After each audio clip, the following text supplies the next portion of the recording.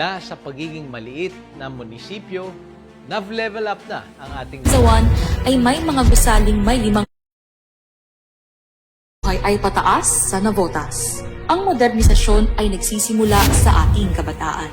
Handog ng Navotas Polytechnic College ang state-of-the-art na classrooms, elevators, hallways, cafeteria, gymnasium at tennis court. Ang pangunahing hakbang sa pagiging smart city ay ang pagkakaroon ng smart Navotenyo students.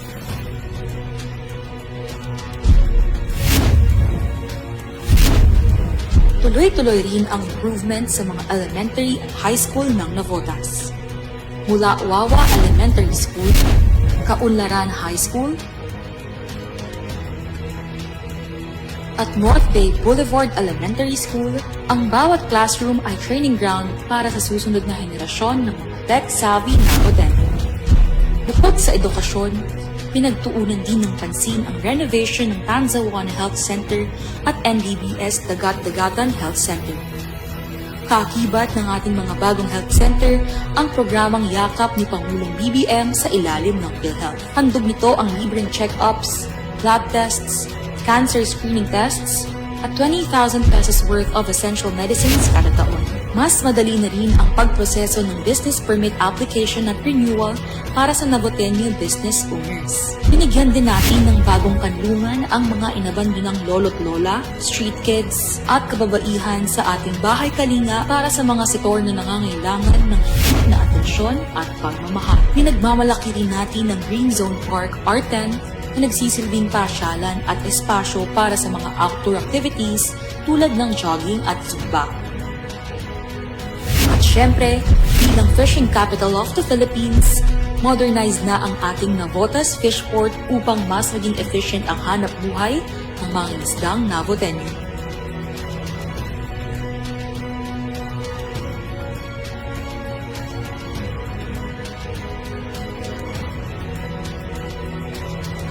Kaakibat ng pagiging smart city ang modern and flood-free housing para sa Navotenyo. Ang Navotas Homestay Tanzawan ay may mga gusaling may 5 palapag at 60 units. Sa loob nito ay may kitchen, comfort room, dining area, 1 master bedroom, 1 bedroom with double deck, living room na may TV at aircon, at balcony na pwedeng gawing laundry area.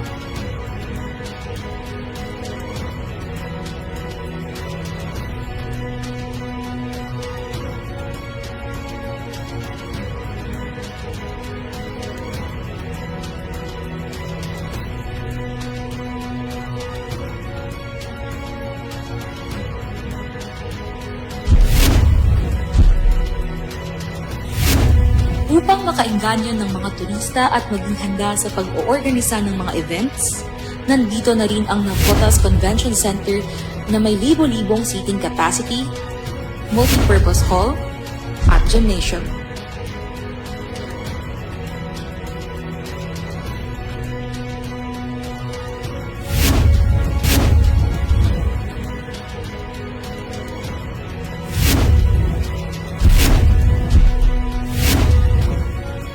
Sa mga susunod na panahon, mas madali na rin ang biyahe mula sa Navotas papunta sa iba't ibang kalapit na bayan.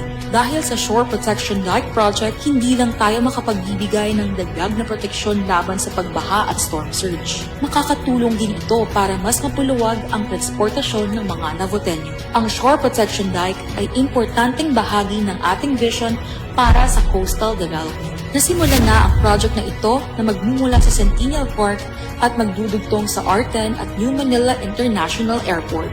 Kapag natapos ang proyektong ito, ang Navotas ay magiging bagong gateway ng Metro Manila sa mga pasahero, lokal man o dayuhan na dadaan sa bagong airport.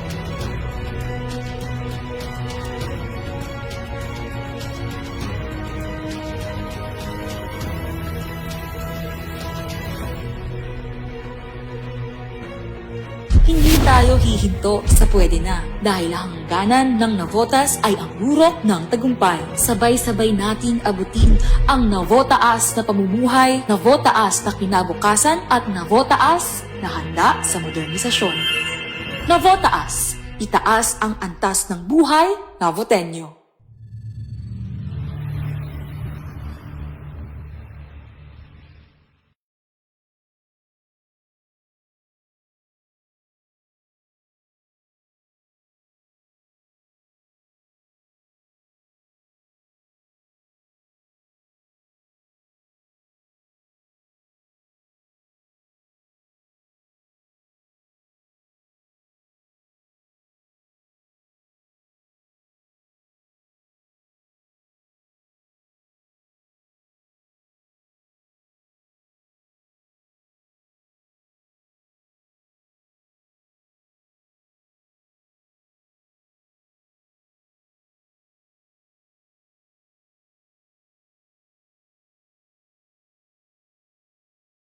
Antas ng pamumuhay ay pataas sa Navotas. Ang modernisasyon ay nagsisimula sa ating kabataan. Handog ng Navotas Polytechnic College ang state-of-the-art na classrooms, elevators, hallways, cafeteria, gymnasium at tennis court. Ang pangunahing hakbang sa pagiging smart city ay ang pagkakaroon ng smart Navotenya students.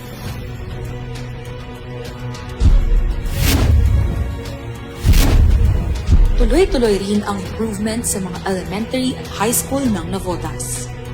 Mula Wawa Elementary School, Kaunlaran High School,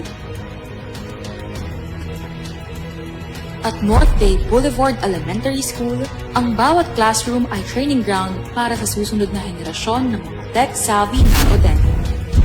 Bukod sa edukasyon, pinagtuunan din ng pansin ang renovation ng Tanzawan Health Center at NDBS Dagat-Dagatan Health Center. Kaakibat ng ating mga bagong health center ang programang yakap ni Pangulong BBM sa ilalim ng PhilHealth. Handog nito ang libreng check-ups, lab tests, cancer screening tests, at 20,000 pesos worth of essential medicines kada taon. Mas madali na rin ang pagproseso ng business permit application at renewal para sa Navotenyo business owners. Binigyan din natin ng bagong kanlungan ang mga inabandonang lolo't lola, street kids, at kababaihan sa ating bahay kalinga para sa mga sektor na nangangailangan ng higit na atensyon at pagmamahal. Pinagmamalaki rin natin ng Green Zone Park R10 na nagsisilbing pasyalan at espasyo para sa mga outdoor activities tulad ng jogging at zumba. At syempre, bilang fishing capital of the Philippines, modernized na ang ating Navotas Fish Port upang mas maging efficient ang hanap buhay ng mga isdang Navotenyo.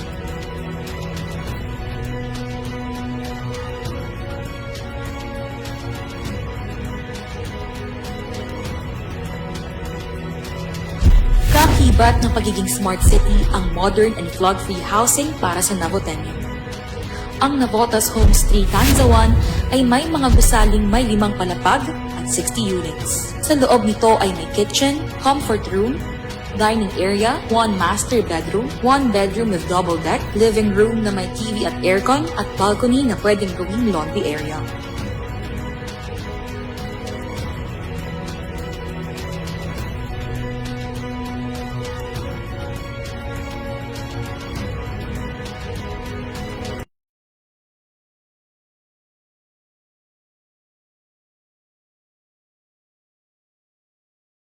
So magandang umaga po sa ating lahat. So magre-report lang po tayo dahil Lunes na naman po.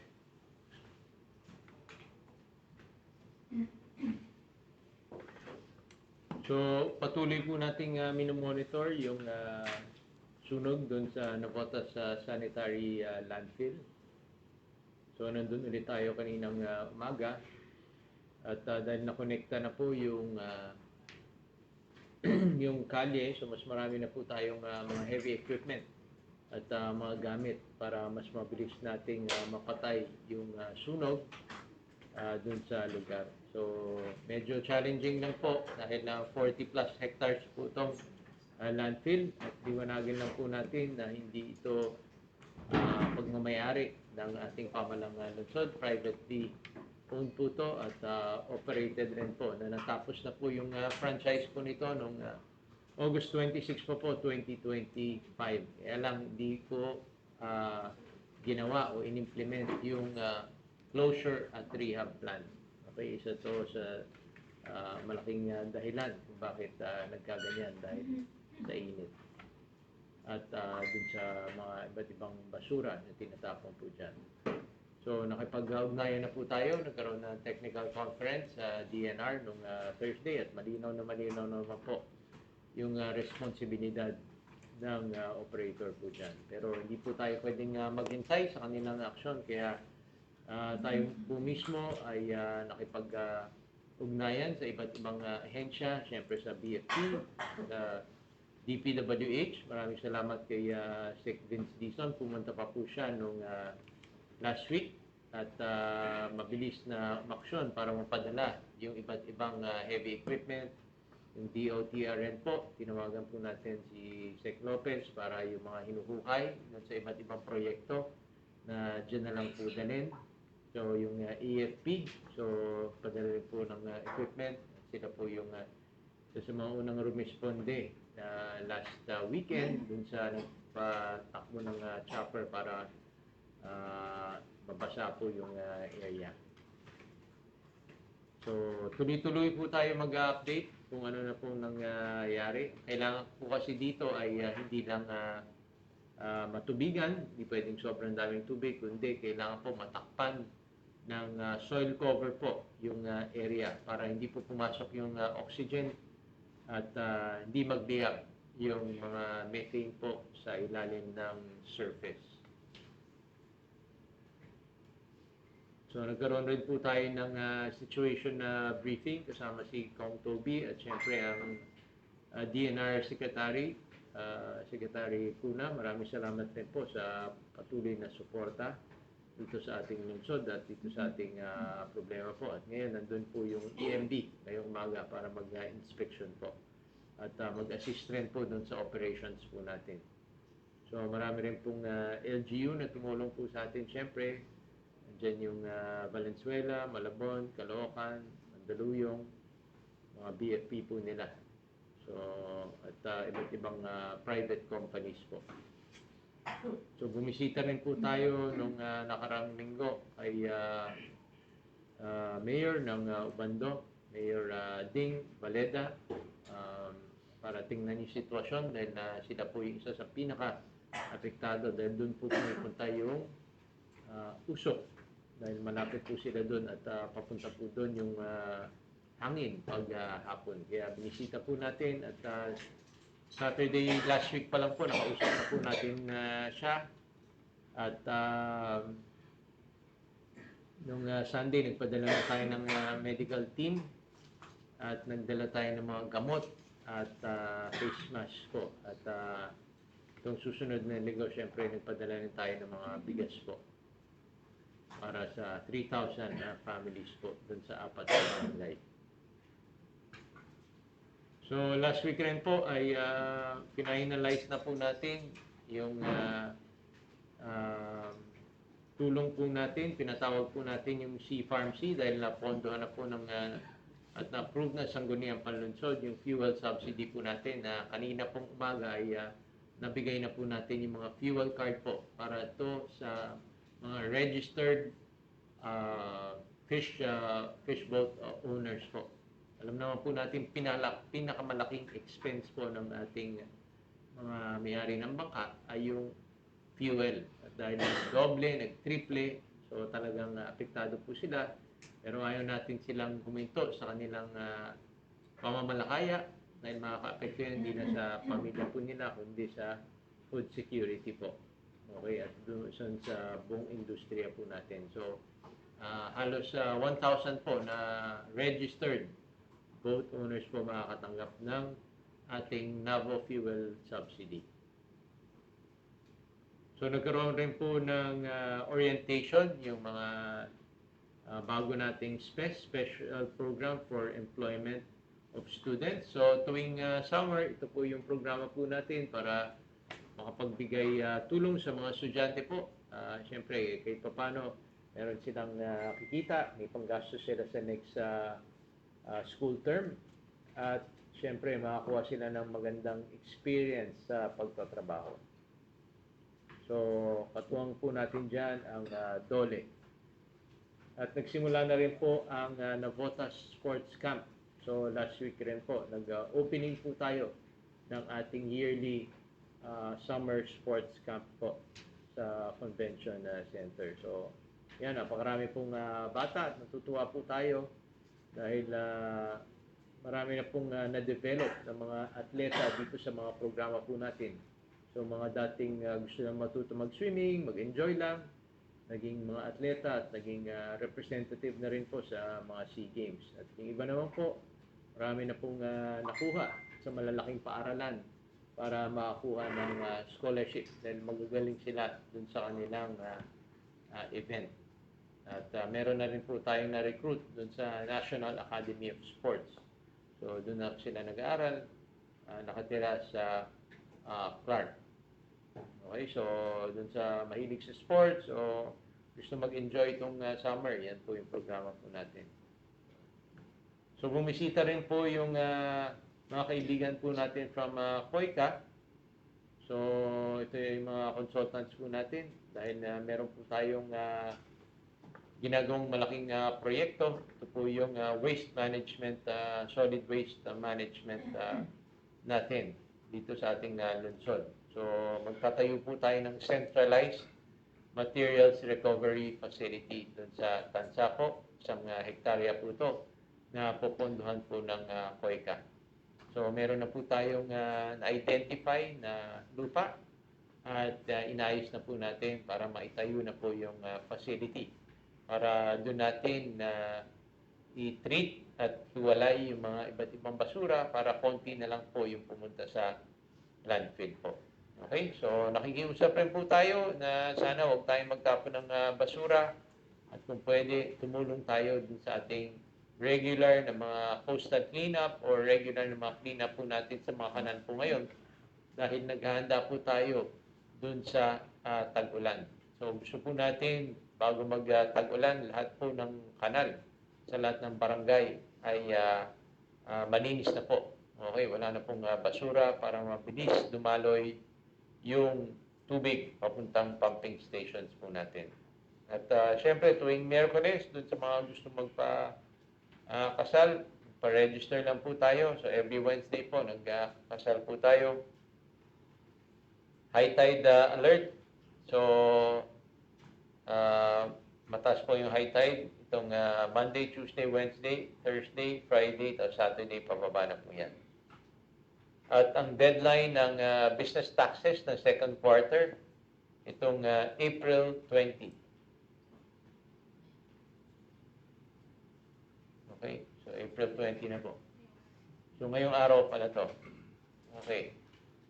So at kaninang umaga nga po ay nagbigay na tayo ng fuel cards. So ito yung Navo Fuel Subsidy Program para sa mga rehistradong Navoteño boat owners po. Date registration, nasa San Roque na po tayo, April 23, Navotas East, 24, April 30, Navotas West. At May 7, NBBN, May 8, SRB. So, ito naman po yung mga job opportunities po natin.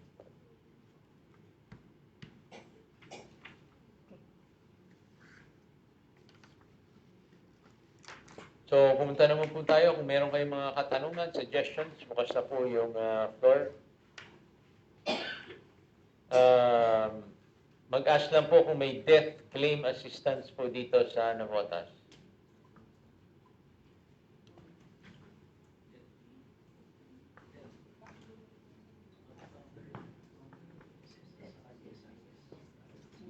So, sa anong departamento po kaya yon? Sa GSIS, SSS, pakipaliwanag nga po.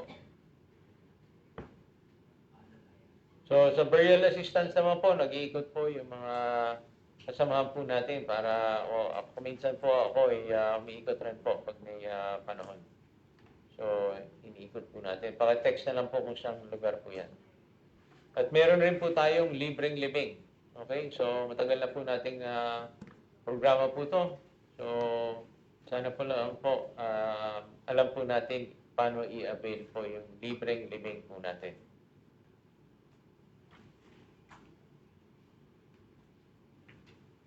So, pwede po bang humingi ng permit para sa sugal? So, bawal po yan.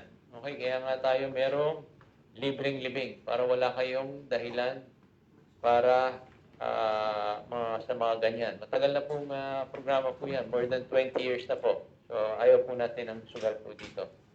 So, bawal po yan.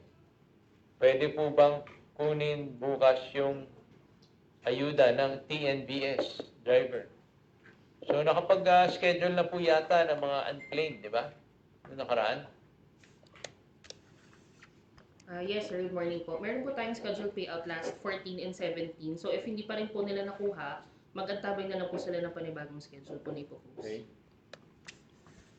So, may payout po ba bukas?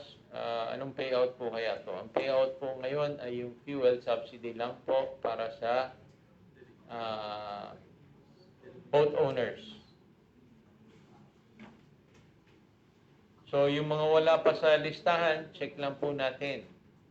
O kung saan natin sinabit po yan. Saan po pwede magtungo upang magpalista dahil wala pa rin ako sa list ng cash assistance.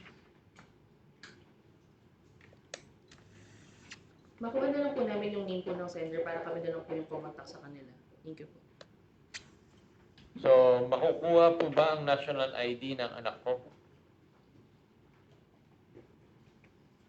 Maaari po kayo, ay magandang umaga, maaari po kayong magpunta sa aming tanggapan para po makapag-imlay tayo sa PhilSys PSA po. Salamat. Kailan po ang schedule ng national ID registration para sa mga senior? Mag-antabay na lang po sa inyong barangay. Nagbigay na po ang PhilSys PSA ng schedule para sa 18 barangays po natin. Ipopost na lang po ito sa PIO. May kuhanan po ba ng national ID sa City Hall kung rehistrado na po?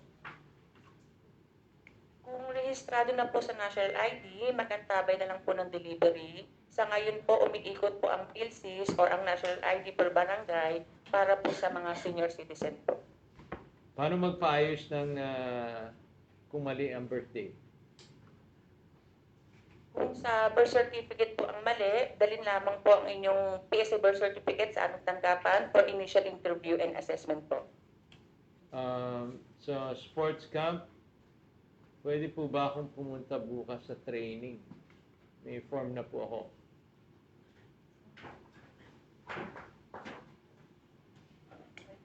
Kung kayo po ay nabigyan ng text confirmation na kayo po ay nakapasok sa slot at nakapag-reply po sa amin confirming your slot, kahit hindi po kayo naka-attend ng ating opening nung nakaraan, ay pwede po kayong pumunta doon po sa ating camp mismo. Okay, so sa inquiry tungkol sa basketball court, so marami po tayong court, so sa GSO na lang po. So, tupad. So, mayroon ba tupad ngayon? Good morning po. Magandang araw po. Last week po nagkaroon na po ng tupad profiling batch 1 and 2. Sa darating na Friday, magkakaroon po tayo ng last day ng tupad profiling para sa ating mga TODA. After po ng evaluation, magkakaroon po tayo na orientation. Mangyari po lamang na magtabay sa aming official announcement sa Facebook page po sa ibang detalye. Thank you. Kailan po magkakaroon ng voter registration? May announcement na ba yung COMELEC? So, alamin po natin kung kailan po. Ilan taon po ba pwedeng magparehistro? So, sa SK, no? 16. Okay. Paano po magpa-transfer ng lugar? Punta lang po sa COMELEC po. Requirements ng voter registration.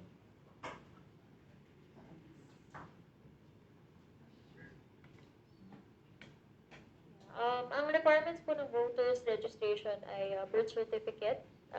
Kung wala po, meron po silang listahan ng mga ID na pwede pong pamalit dito. No? So nakapost din po ito sa kanilang page or maaari pong pumunta sa office ng COMELEC. Okay, pwede po bang kahit saan payout site kumuha ng fuel subsidy? Kung sa registered boat owners po to, kanina po namin binigay yung mga fuel cards. Bakit wala po ko sa listahan ng fuel subsidy? Meron lang po dito ay yung registered boat owner po.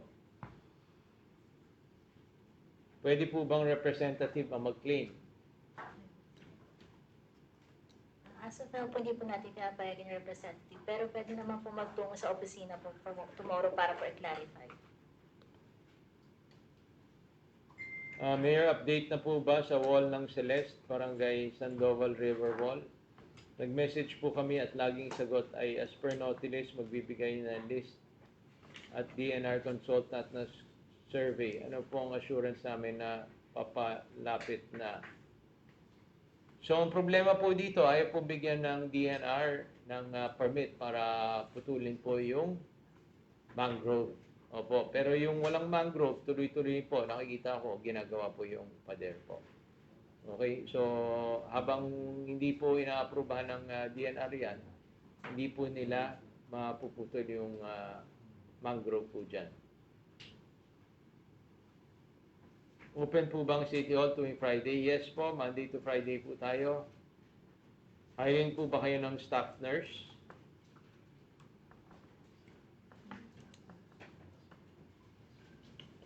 Maaari po kayo mag-submit ng inyong resume sa HR po ng Navotas City Hospital. Thank you.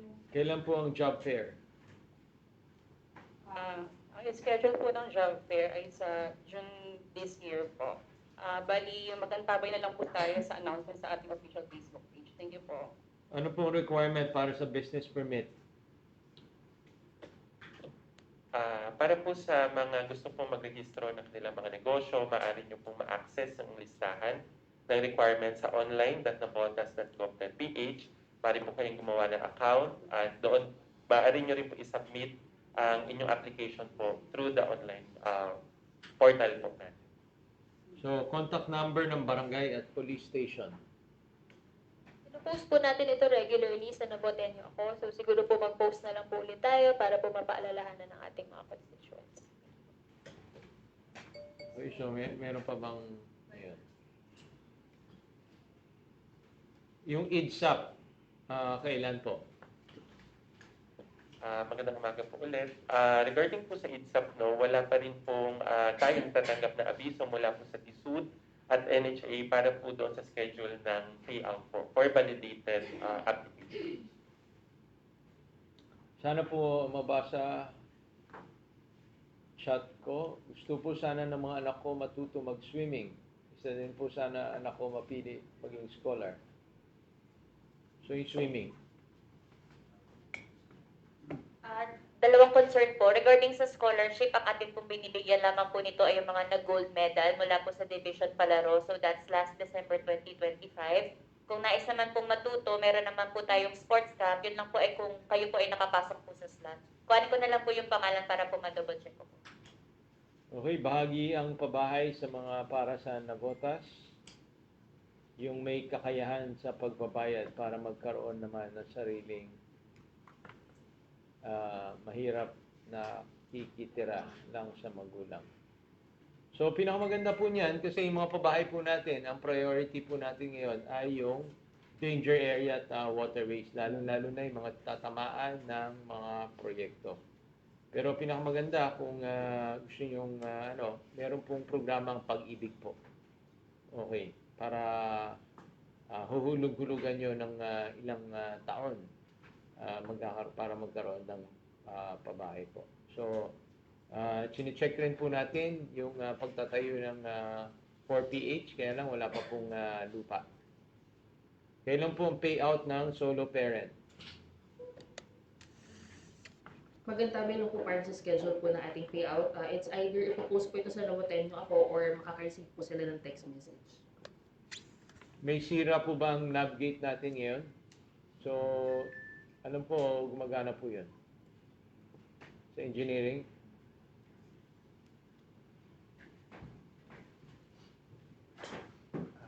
Good morning po. Kasalukuyan po, inaayos po siya. So, hindi po natataas. Natataas po, pero hindi siya full na 100%. So, yun po. Alam po, gumagana po yan. So, nasataas naman po siya. Nasasara siya. So, pag high tide, nakataas po yan. Kasi meron po tayong bisita noong nakaraan. Nataas naman po. So, pero patuloy po yung mini-maintain po yan. So, kailangan hukayin ng hukayin para hindi bumigat yung gate po niya. So, maintenance. Kailan mag-start ang dike sa Barangay San Roque? So, ano kayang dike ang tinatanong po ninyo?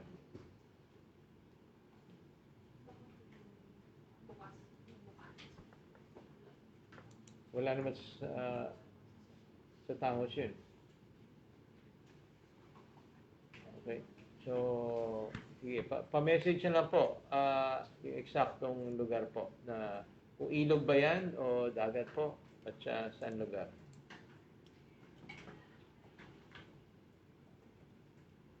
Okay, so meron pa po.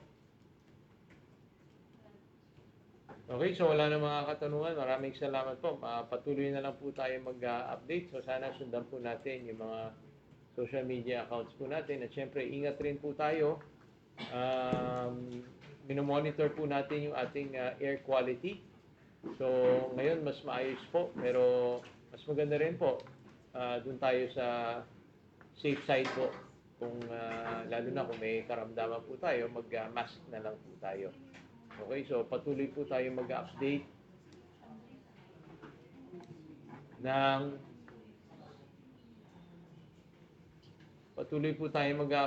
ng air quality po dito sa ating lungsod. Salamat at magandang umaga po sa ating